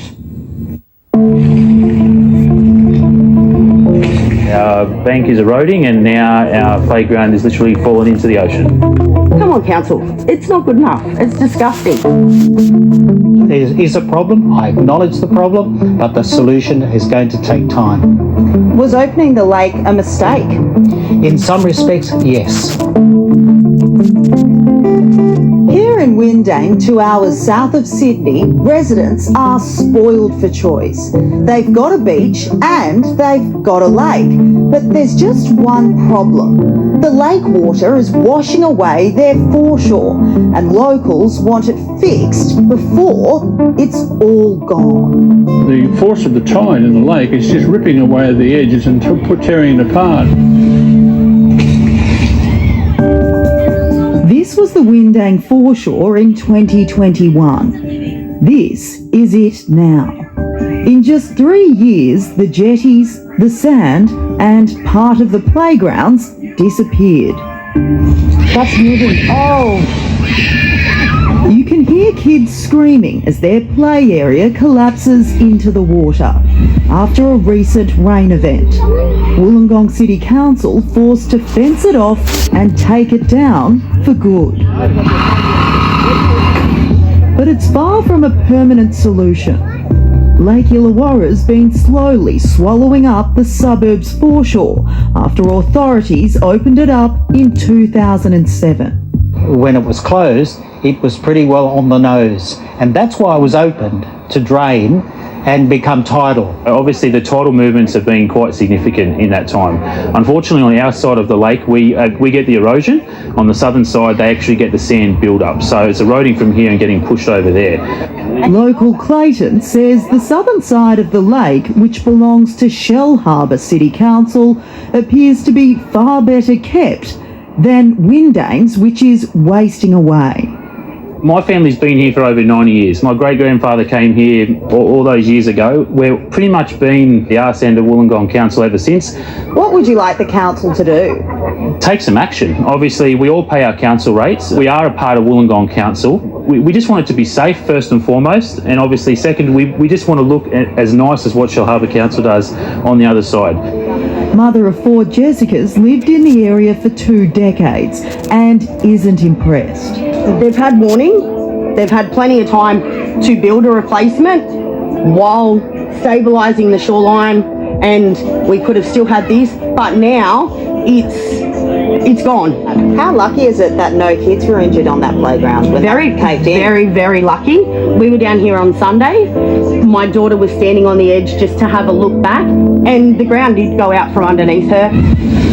Is it safe?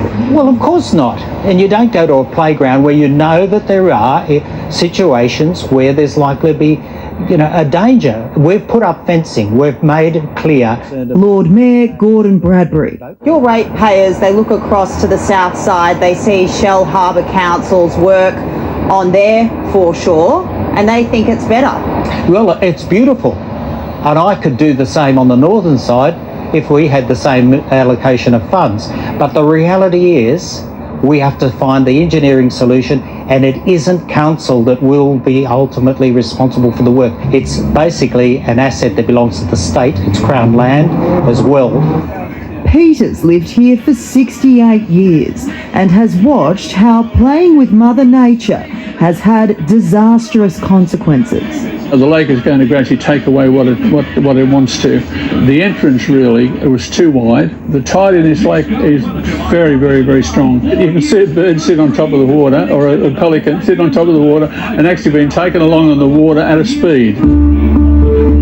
You mentioned it's a multi-agency problem. Council, government, fisheries.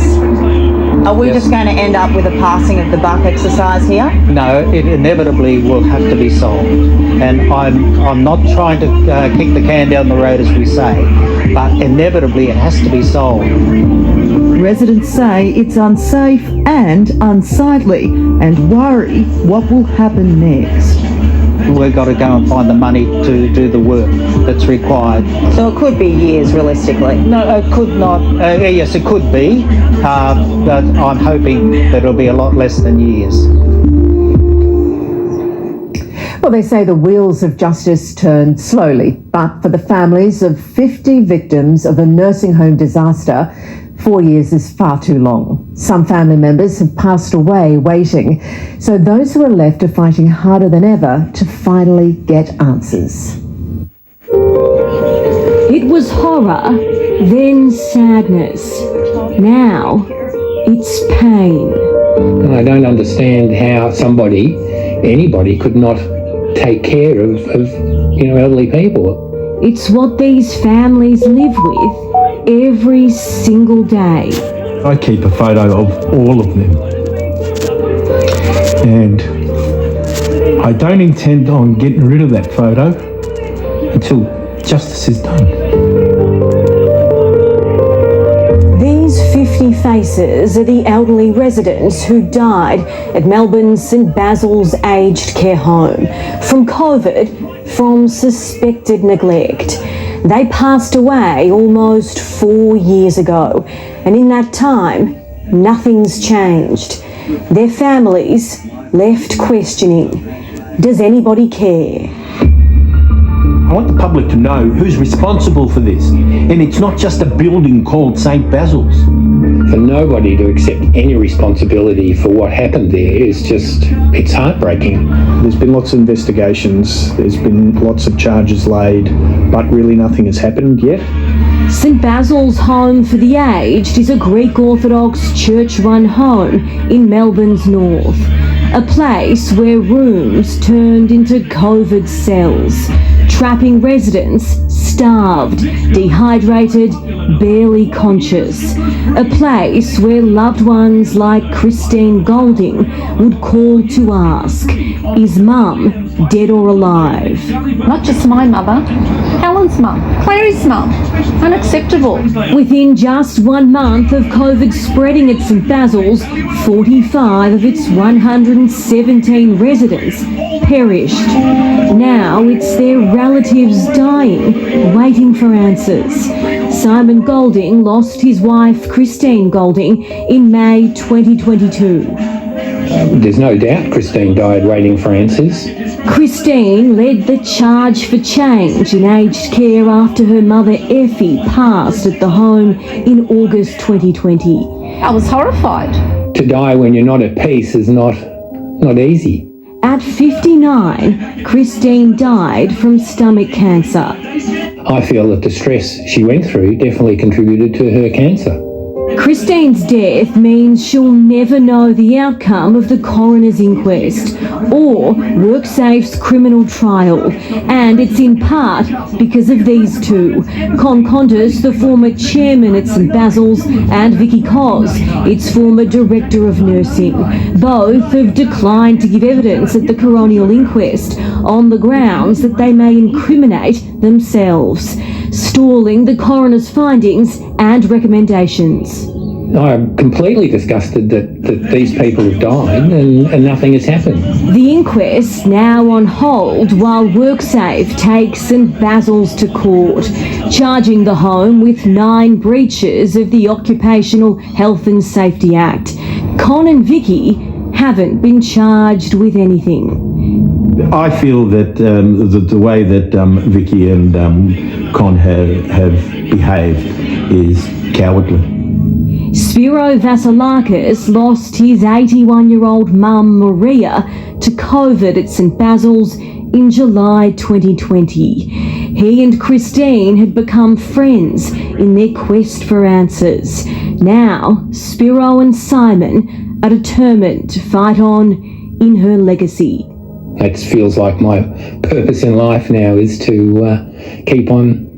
But they've both been let down time and time again. WorkSafe's criminal case began in 2022. To date, there's still no trial date set. But we need something more urgent. You know, we need findings now.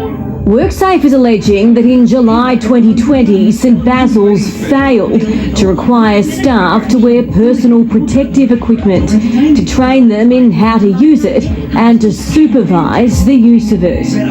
This video of Maria was filmed on July 10, 2020 at the Faulkner home.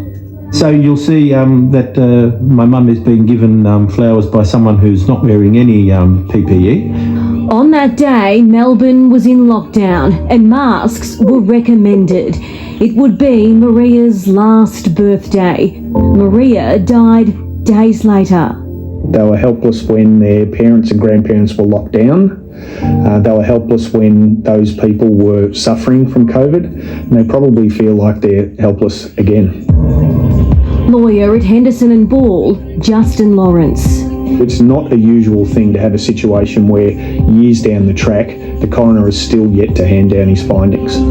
St Basil's is yet to enter a plea to WorkSafe's charges, but if found guilty, each charge carries a maximum fine of $1.49 million. It's very sad that Christine's not here to continue her fight, but I am, and I'm going to continue it.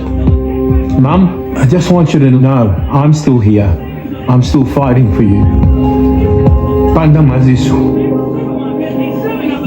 Oh, it's a dreadful and heartbreaking situation, and for now their wait continues until July at the earliest, when WorkSafe's criminal case is due to start.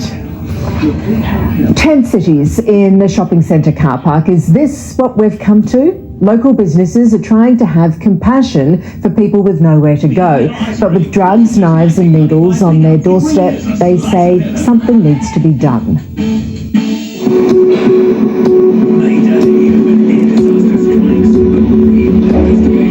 I understand they're in a rough spot, but a bit more yelling and screaming and harassing people and making a mess, drugs, and finding needles. It's a distraction. So I should be focused on running my business here, but sometimes I'm thinking on my way to work, I'm not sure what I'm going to pull up and face.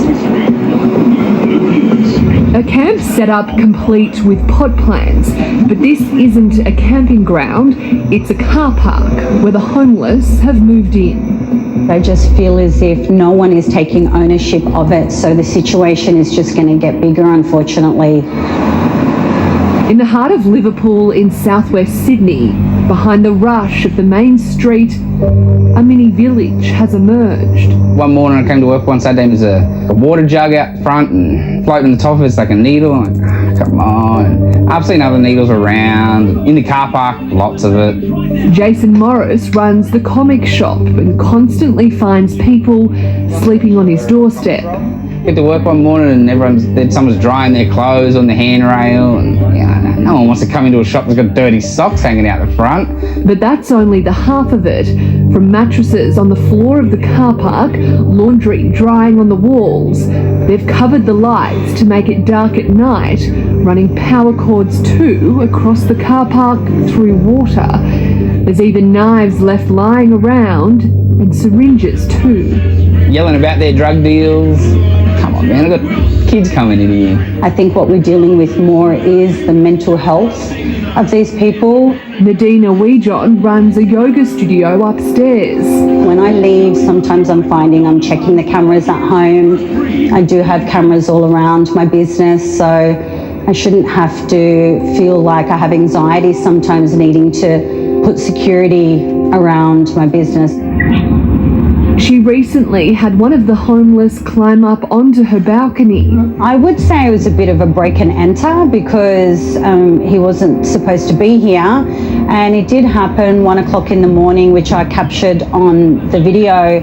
So he has just walked along this ledge, which is quite dangerous. She says a number of plants were stolen, which ended up in the car park. Nadina contacted police, who are less than 100 metres up the road, but says they told her it wasn't an issue. She says council too have offered little help. The stress that it can give us as business owners, that should be considered as well. Many of the other businesses in this complex didn't want to appear on camera for fear of being targeted by those who were sleeping in the car park. This business, though, they'd had enough. They closed up shop for good last week.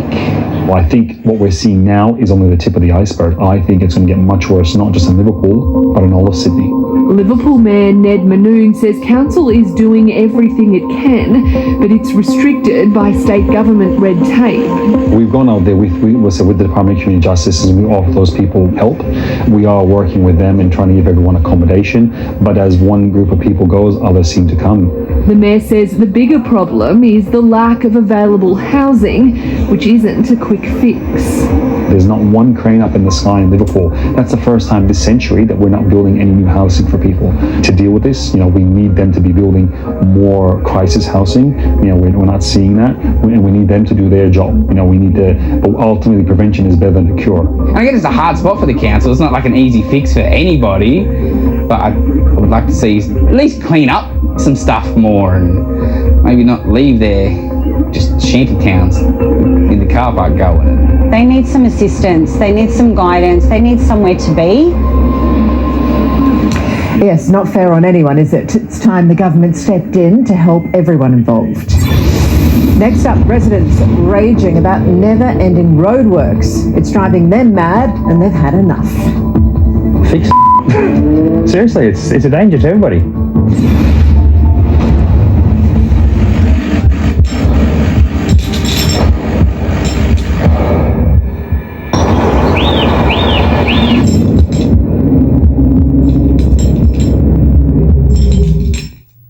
I'm a school principal, East Charlton Primary. We're actually trying to get our daughter in there just a little outside the catchment area. Anything you could do? She said, is there anything you could do? Know the homes in the school catchment with Domain.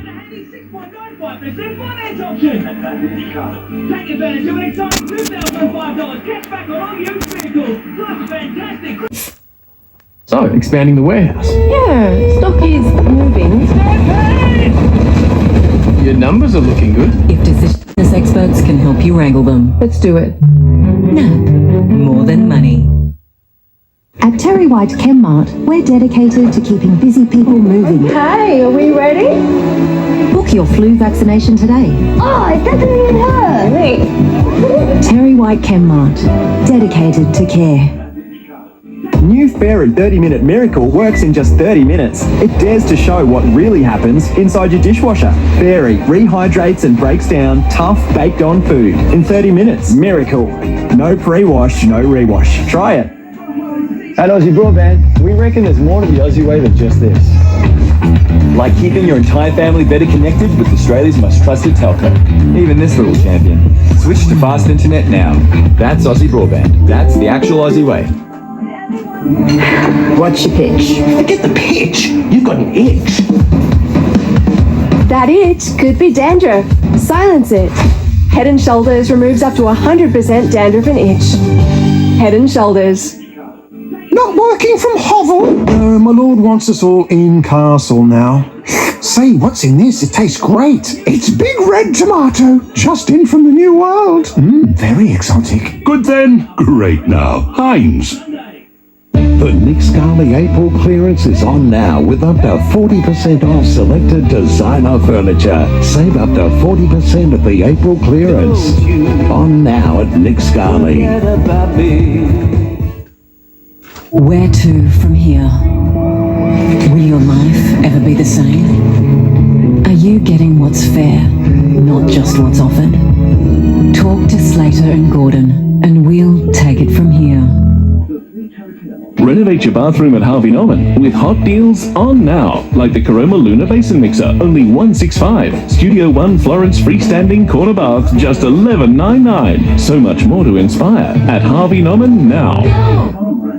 The GWM end of financial year with more sale is on, with great savings on GWM utes, Havel SUVs, Tank 4x4s and Aura EVs. Get up to $4,000 off the drive-away price on specific models. Stocks are limited, T's and C's apply.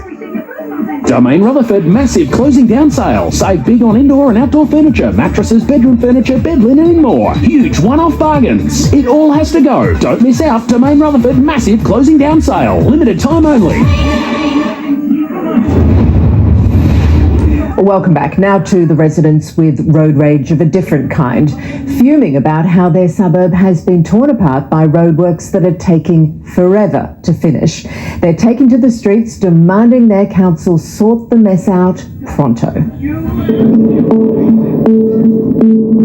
It's like a war zone. It's not just an eyesore, but it is actually damaging people's property.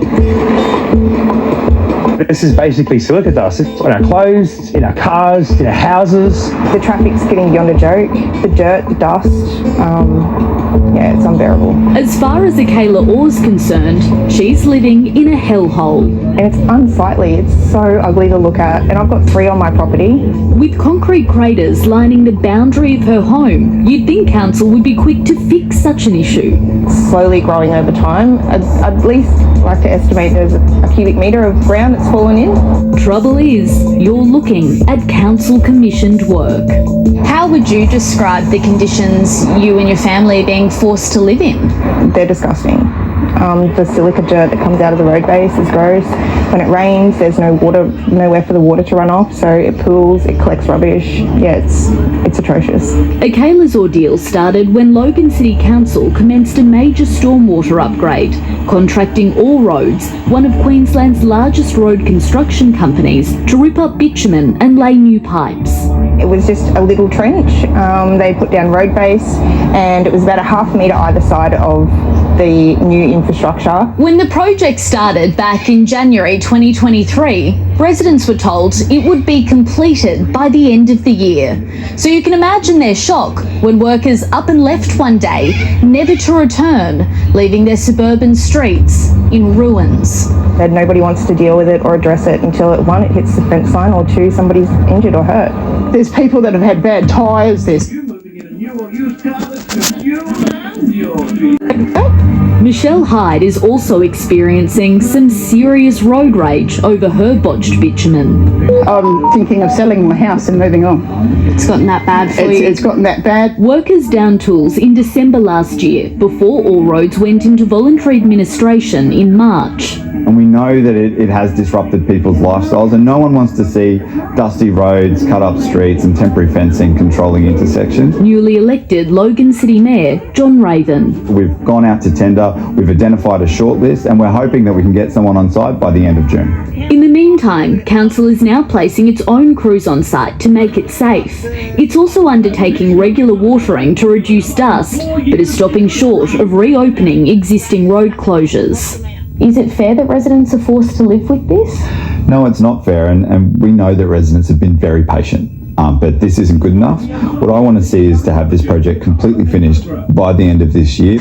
Residents telling A Current Affair these measures simply aren't good enough. We mainly try and stay inside because the dust, as you can see from our cars, we're constantly washing them because the dust is probably about that thick. Emergency departments can't get through there because it's blocked off. Leo McClellan is also experiencing access issues. Yeah, I can't park my trailer in my yard because it's too hard to navigate in there. So I've got to lock my trailer up to the fence here where anyone can steal it, nice and easy.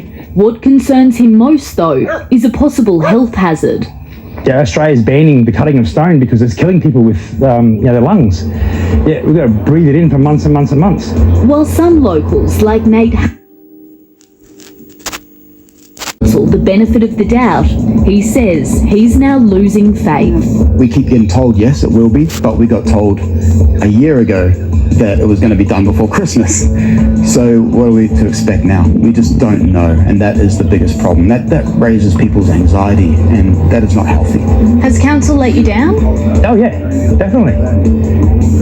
What would you say to them? Fix Seriously, it's a danger to everybody. Do your job.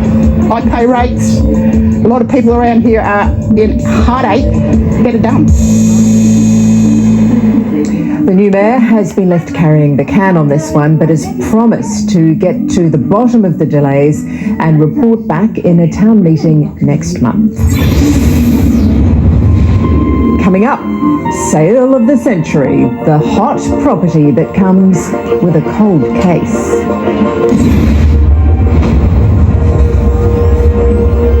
The local way is the alternative. Cafe crafted with baristas and made with nature's ingredients to be deliciously smooth and creamy. The local way is...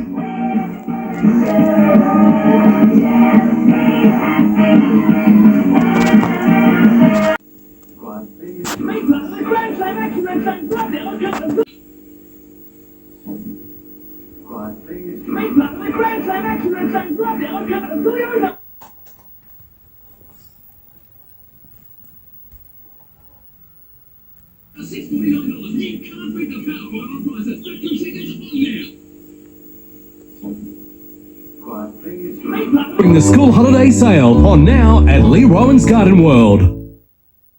Renovate your bathroom at Harvey Norman with hot deals on now, like the Caroma Luna Basin Mixer, only $165. Studio One Florence freestanding corner bath, just $11.99. So much more to inspire at Harvey Norman now. Well, girls and boys, it's been another very exciting day for our friend Big Dog. Lots of adventure and fun for everyone. But now it's time for Big Dog to say goodnight.